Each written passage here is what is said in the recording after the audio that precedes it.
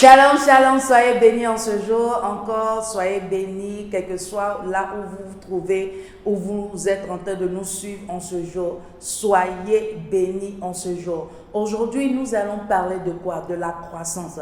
La croissance, c'est quoi? C'est une augmentation, c'est croître, c'est aller à un autre niveau, c'est se multiplier, c'est pousser, c'est augmenter, c'est se répandre, aller à un autre niveau. Et aujourd'hui, nous allons parler de 5 types de croissance. Le premier type de croissance, c'est la croissance naturelle. Et tu vas prendre avec moi 1 Corinthiens 13, le verset 11.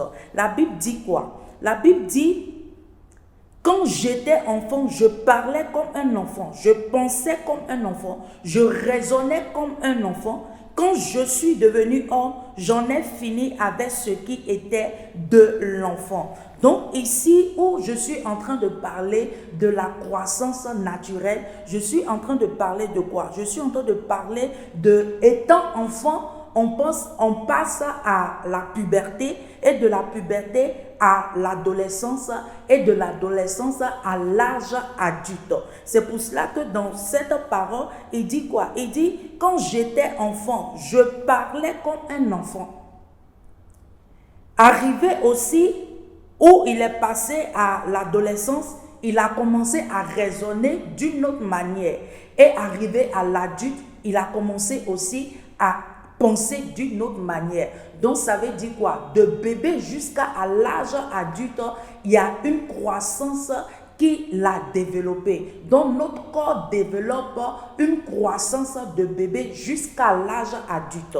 Et le deuxième point, il y a la croissance spirituelle. La croissance spirituelle, c'est quoi? C'est une croissance où on doit avoir la communion avec le Seigneur. C'est une croissance où on doit plus pousser dans la prière, on doit plus pousser dans la méditation à la parole de Dieu, on doit plus pousser dans la communion fraternelle. Parce que si on veut grandir spirituellement, on va avoir une croissance spirituelle. Il est important qu'on puisse être des personnes qui sont dans une communauté où ils arrivent à évoluer, à entendre ce que le pasteur est en train de dire pour pouvoir évoluer sur le plan spirituel. Et tu vas prendre avec moi en ce jour Jacques 1, le verset 22. Jacques 1, le verset 22, la Bible dit quoi? La Bible dit, mais mettez la parole en pratique et ne l'écoutez pas seulement, vous séduisant vous-même. Donc, pour avoir la croissance spirituelle, il est important que tu puisses mettre cette parole que tu es en train de lire, soit chez toi, ou bien soit, par exemple, ce que tu es en train d'écouter sur les réseaux sociaux comme parole biblique, ou bien soit à l'église. Il est important que tu puisses prendre cela et mettre cela en application, et ne pas être une personne qui soit, par exemple, genre tu écoutes la parole, tu fais croire aux gens que tu écoutes la parole, et toi-même tu es là, en réalité, tu n'écoutes pas la parole. C'est ça la Bible en train de dire ici, que ne te séduis pas toi-même. Ne te séduis pas toi-même. Et à la suite, le verset 23, il dit: car si quelqu'un écoute la parole et ne la met pas en pratique, il est semblable à un homme qui considère sa face naturelle dans un miroir. La face naturelle dans un miroir. Donc, il est important que tu puisses mettre la parole de Dieu en pratique et avoir une communion avec le Seigneur, une communion fraternelle, et être une personne qui soit aussi dans la prière. La prière, c'est très important. La prière, c'est la communication entre toi et le Seigneur. Et le troisième point, c'est quoi? La croissance physique saine.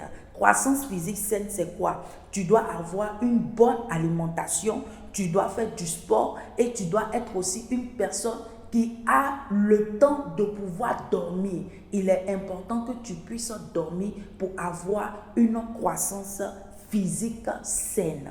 Et le quatrième point, c'est quoi? La croissance intellectuelle. Pour avoir la croissance intellectuelle, il est important que tu sois une personne qui lit beaucoup. Tu dois lire beaucoup. Tu dois avoir, par exemple, un esprit critique. Et aussi, tu dois avoir une pensée critique. Tu dois avoir aussi des raisonnements. Tu dois être une personne qui raisonne. Et aussi, tu dois être une personne qui a un apprentissage continu. C'est important que tu puisses avoir un apprentissage continu. On ne finit pas d'apprendre. Quel que soit dans ce que tu es actuellement, il est important que tu puisses apprendre sur tous les niveaux. Là où tu vois qu'il y a des lacunes, là où tu vois qu'il y a des choses qui ne vont pas, continue d'apprendre. Ça, c'est la croissance intellectuelle. Et le cinquième point, c'est quoi? La croissance émotionnelle. Croissance émotionnelle, le premier point, c'est d'avoir une relation saine et aussi d'avoir un discours sensé et aussi quoi? L'acceptation de l'amour de tout un chacun. Il faut que toi-même tu t'acceptes. Il faut que tu aies une croissance émotionnelle. C'est très important. Dans les émotions, il faut que toi-même tu aies une croissance émotionnelle. Donc la croissance, c'est quoi? La croissance, on doit avoir la croissance à tous les niveaux. C'est pour cela que je vous ai donné un peu les 5 étapes de la croissance, que ce soit sur le plan intellectuel, sur le plan physique, sur le plan sur le plan naturel, sur le plan émotionnel. Il est important que tu sois une personne qui croit sur tous les plans. Et si tu nous suis en ce jour, et tu es une personne qui ne connaît pas le Seigneur en tant que son Seigneur et sauveur personnel, j'aimerais te dire de choisir la bonne part. Et la bonne part, c'est quoi? C'est Jésus-Christ de Nazareth. Et il veut que tu sois un nouveau-né. Et tu vas prier avec moi, tu vas incliner ta tête, tu vas prier avec moi. Et tu vas dire, Seigneur Jésus, je te confesse comme mes péchés. Je me répands de tous mes péchés. Je crois que tu es mort pour moi. Tu es mort à la croix pour moi. Viens, s'il te plaît, dans ma vie. J'accepte Jésus comme mon Seigneur et sauveur personnel. Éternel, merci, Seigneur, de faire de moi, Seigneur, un nouveau-né. Merci, Éternel, pour tout ce que tu fais. Au nom de Jésus-Christ que j'ai prié. Amen. Et si tu as fait cette prière, sache que tu es un nouveau-né. Le Seigneur t'a déjà accepté comme son fils, comme sa fille.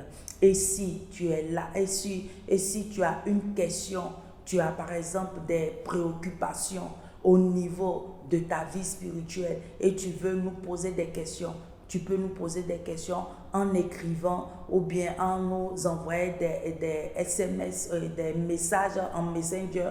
Vous pouvez nous laisser des messages en Messenger ou bien soit en commentaire. Soyez bénis. C'était Vie Glorieuse avec Essena Moti. N'oubliez pas de toujours nous suivre. Soyez bénis et à très bientôt. Bye bye.